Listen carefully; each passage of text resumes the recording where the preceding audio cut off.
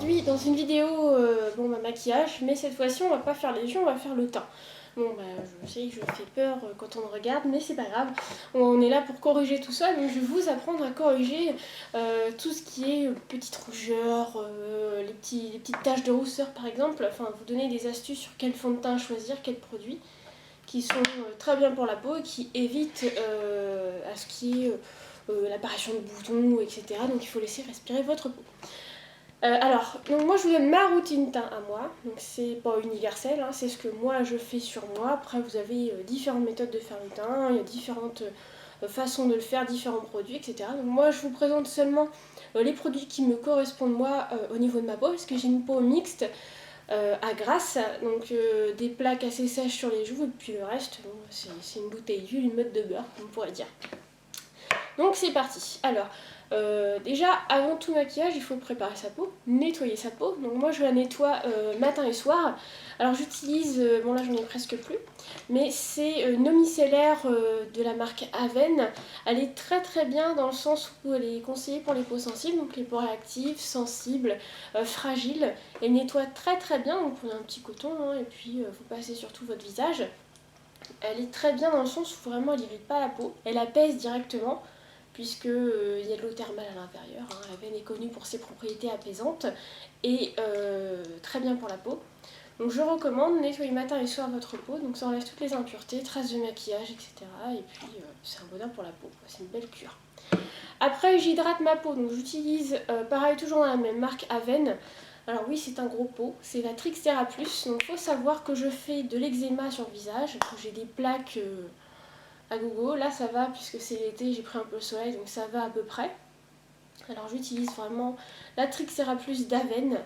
Là c'est vraiment pour les peaux sensibles, atypiques. Donc il faut savoir que c'est une crème qui est quand même assez riche. Donc en mettez-en très peu sur les zones grasses, mais mettez-en assez sur les joues, sur les zones sèches du moins. Donc voilà, moi je n'en mets que le matin, je n'en mets pas le soir puisque sinon après j'ai la peau qui brille de trop. Pour les fonds de teint, je recommande 4 fonds de teint différents. Moi après c'est vraiment, je vous dis, c'est ma sélection à moi, c'est ce qui me plaît, c'est le rendu sur ma peau. Après d'une peau à une autre, d'une personne à une autre, les réactions vont être totalement différentes. Par exemple Eden ne supporte pas forcément les mêmes fonds de teint que moi, elle a une peau différente de la mienne donc il réagit différemment aux produits. Alors ce que je mets moi en ce moment, puisqu'il fait chaud, je mets le double wear de l'Oder. Alors j'aime beaucoup parce qu'il a vraiment une tenue mais irréprochable. Il dure toute la journée. C'est le fond de teint qui me fait briller la peau le moins. Donc c'est vraiment parfait. Là j'ai pris la couleur, la teinte après un fond de teint. Donc celui-ci il faut savoir que chez Sephora, moi je l'ai payé dans une quarantaine d'euros.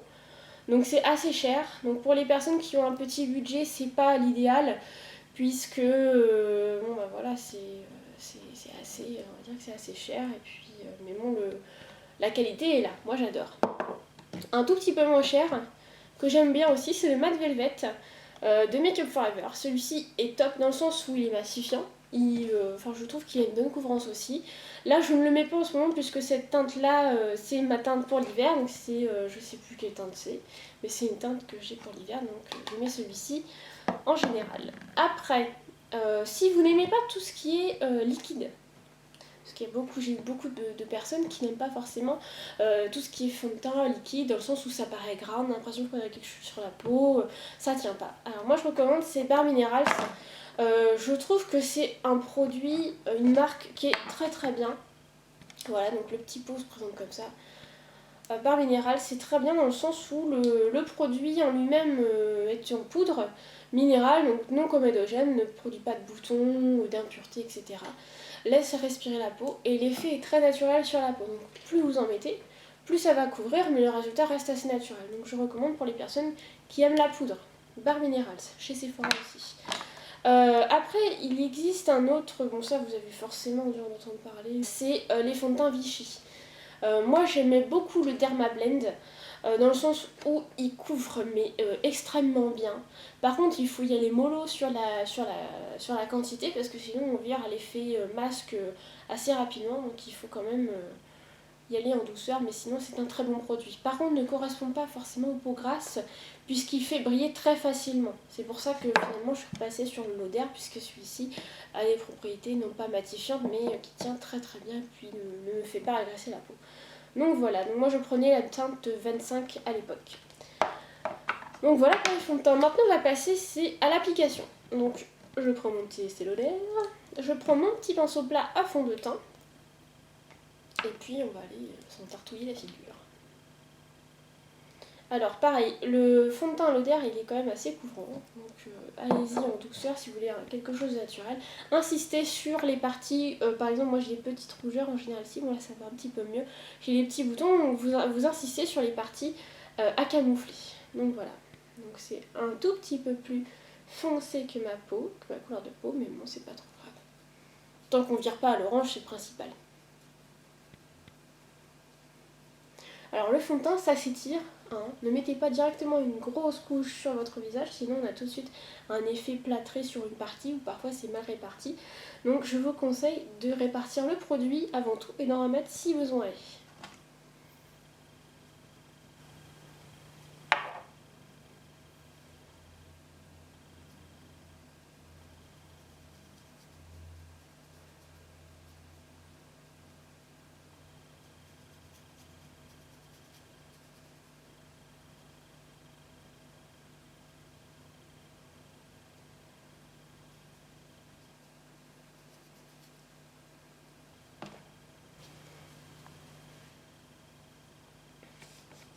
Alors voilà, une fois que le fond de teint est appliqué, je vais mettre mon anti-cerne. Alors moi j'aime beaucoup, c'est les anti-cernes Kiko. Voilà, ceux-ci, ceux qui sont en compact. Donc j'utilise la teinte numéro 1 parce que j'aime bien avoir le dessous de l'œil pas assez clair, mais un tout petit peu plus clair pour pouvoir illuminer le regard. Donc il va me servir d'anti-cerne et d'enlumineur en même temps. Vous pouvez l'appliquer soit au pinceau, soit au doigt. Moi j'aime bien l'appliquer avec les deux, ça m'est égal. Là je vais le faire au doigt par exemple, tout en tapotant sur les parties à camoufler. Donc vous tapotez pour pouvoir estomper et fondre avec votre fond de teint pour éviter que ça fasse une démarcation. Donc l'anti-cerne ne se met pas en couche très épaisse, il se met en couche fine de préférence pour éviter que ça fasse un gros pâté sous l'œil. Et surtout que ça migre au niveau des plis naturels de la paupière ou dans les rides. Excusez-moi de l'expression. Mais il faut y aller quand même en douceur, il faut que ça reste le plus naturel possible. Il faut éviter que ça fasse un effet masque ou un effet vraiment très blanc en dessous où on a vraiment une différence de couleur. Enfin, je trouve que c'est pas forcément joli.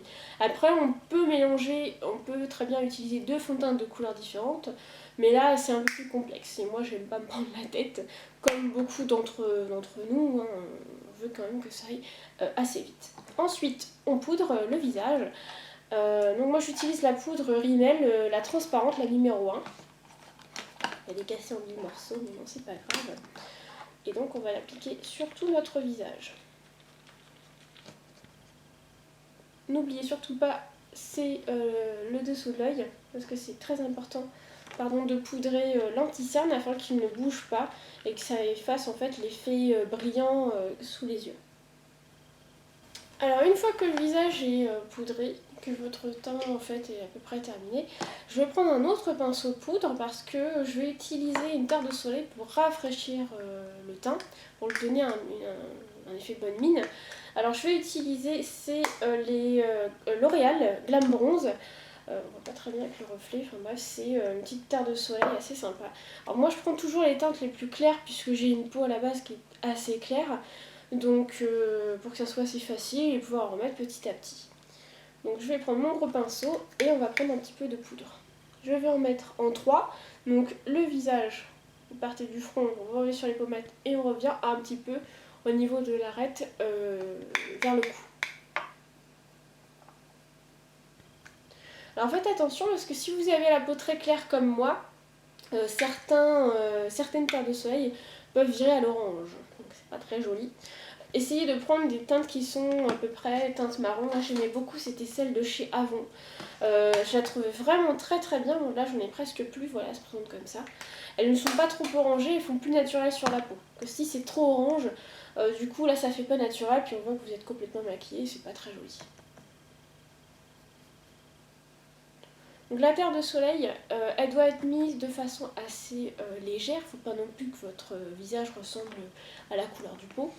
Ça doit juste être là pour rafraîchir le visage. Donc moi j'en mets un petit peu dans le cou, vraiment sur les pommettes. Hop, je redescends, hop, et en 3. Voilà. Donc voilà pour la terre de soleil. J'aime bien, alors l'été comme ça je mets rarement du fard à joues parce que j'aime bien seulement avoir l'effet bronzé, puis je suis assez peu maquillée par rapport à avant, je maquille un peu moins qu'avant. Et puis sinon vous rajoutez seulement un enlumineur. Donc, vous mettez votre terre de soleil qui doit être mat de préférence, et puis ensuite vous rajoutez un enlumineur. J'ai mon enlumineur préféré, c'est celui de chez Bare Minerals qui s'appelle Flawless Radiance. Je ne sais pas s'il existe encore en boutique, mais moi j'aimais beaucoup. Donc c'était un très bel enlumineur que je vais mettre, voilà, je présente comme ça. Il est super joli, hein. Il est magnifique. Et donc je vais prendre un petit pinceau de blush biseauté, je vais prendre de la poudre et je vais seulement rafraîchir mon teint sur les pommettes.